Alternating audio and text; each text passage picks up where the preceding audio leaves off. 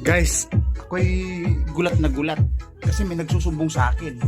Yung aso ko daw na magkapatid na aso, galandian daw. Aalamin natin kung totoo. Ako'y gulat na gulat. Kasi nagkakarga din na kami ng kalakal.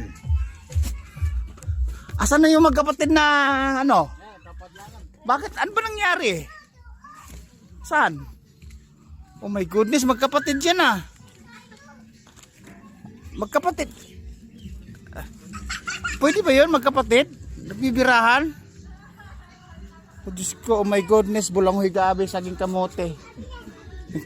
Including good rice and bad rice. Ngayon lang ako nakakalam sa tanang buhay ko. Pwede palang ganon. Kaya pala nagsusumbong kayo sa akin. Dahil yung aso, nagliligawan. Hindi na yata nagliligawan eh.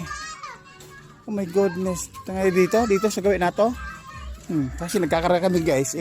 Nagulat ako dahil yung aso nagmamahalan daw ko no. Hindi ko masabi kung ano yan. Ano nga ba yan?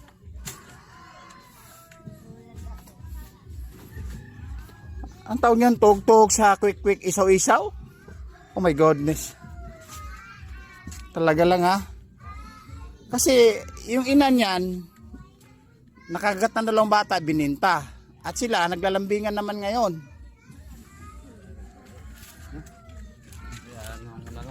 Hey! Nako.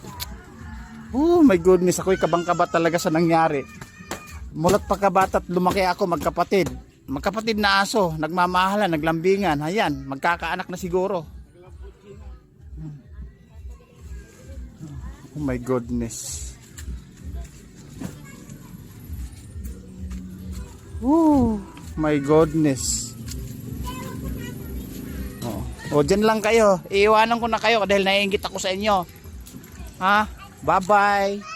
O, tuloy lang kami sa pagkarga kahit may naglambingan na aso. Kasi babiyahe po kami. Oh my goodness. Ako'y kinakabahan at nagutom sa nangyari. Babu!